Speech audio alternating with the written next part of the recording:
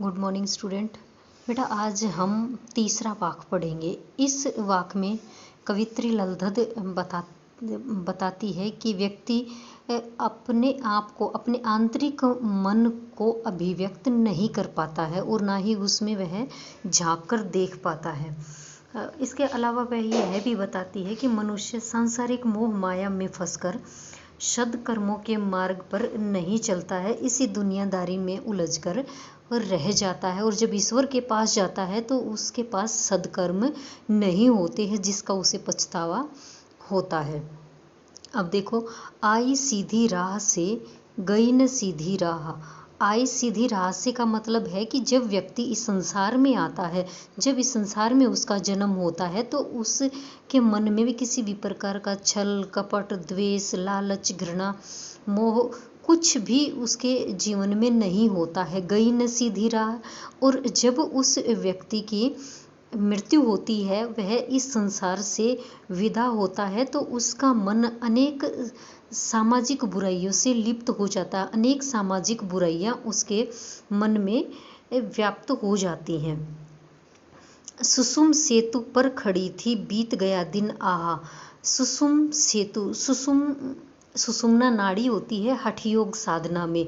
हठ जिद के द्वारा ईश्वर को प्राप्त करना, ये हठ योग का मार्ग होता है। सेतु होता है पुल। अभी यहाँ पे क्या बताया है। और सुषुम्ना जो नाड़ी होती है, सुषुम्ना जो सेतु होता है, वह कवित्री मानती है कि परमात्मा से आत्मा को जोड़ने वाला पुल मानते हैं सुषुम्ना सेतु, और यह हमारे नासिका के मध्य वाले भाग में होता है। बीत गया दिन दिन का मतलब होता है जीवन। अब कवित्री कहती है कि सुषुम सेतु पर खड़ी थी, बीत गया दिन आहा, और मैं उस सुषुम्ना नाड़ी रूपी पुल पर खड़ी रही और इस तरह से मैंने अपना पूरा जीवन वहीं पर बिता दिया। कहने का तात्पर्य है कि हठ योग साधना मैं करती रही और उसी हठ योग साधना के माध्यम से ही मैंने अपनी पूरी जिंदगी को व्यतीत कर दिया। जेब टटोली कोड़ी न पाई, मांझी को दूं क्या उतराई। और जेब टटोली, जेब टटोलने का अर्थ होता है कि सद्कर्मों की पूंजी को गिनना, कि कितने मैंने सद्कर्म किए हैं, अच्छे कर्म किए हैं, उनको गिनना।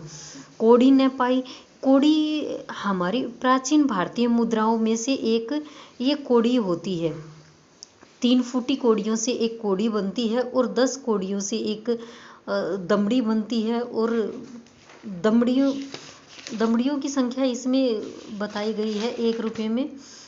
2 दमड़ी एक धेला बनाती हैं और एक धेले में 1.5 पाई होती है और 3 पाई 1 पैसा बनाती हैं। और 4 पैसे से 1 आना बनता है और 16 आने से 1 रुपया। इस तरह से ये हमारी प्राचीन भारतीय मुद्रा है। वही कोड़ी का इसमें जिक्र किया गया है।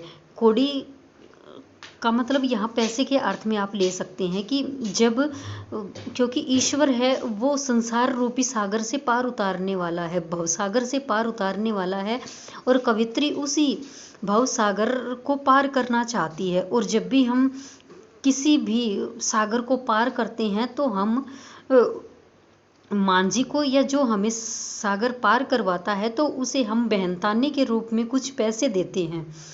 वही यहाँ पर खड़ी खड़ी कवित्री सोच रही है क्या कि मैंने सुषुम्ना नाड़ी पर खड़े खड़े पूरी जिंदगी बिता दी है, मुझे अब ईश्वर के पास जाना है, तो ईश्वर को मैं क्या दिखाऊंगी। पैसे रुपए तो हम साथ लेकर नहीं जाते मरने के बाद, लेकिन जो अच्छे कर्म हमने किए हैं उन्हीं कर्मों के आधार पर हमारा स्वर्ग और नरक तय होता है। वही यहाँ पर बताया गया है कि जेब टटोली कोड़ी न पाई। मैंने अपने अंतर मन का मंथन किया, आत्मलोचन किया, तो मुझे अपने आंतरिक मन में झांक कर देखा तो देखा मैंने कोई भी सद्कर्म रूपी एक भी कोड़ी मेरे पास नहीं थी। माझी को दूं क्या उतराई। उतराई का अर्थ होता है मेहनताना। मेहनताना कि मांझी, जब मांझी का अर्थ होता है गुरु, ईश्वर या नाविक, जो नाव को खेने वाला मल्लाह होता है वो, उसको हम मांझी कहते हैं। कि जब मुझे इस संसार रूपी सागर से पार उतारेंगे ईश्वर, तो मैं उसे मेहनताने के रूप में क्या दूंगी।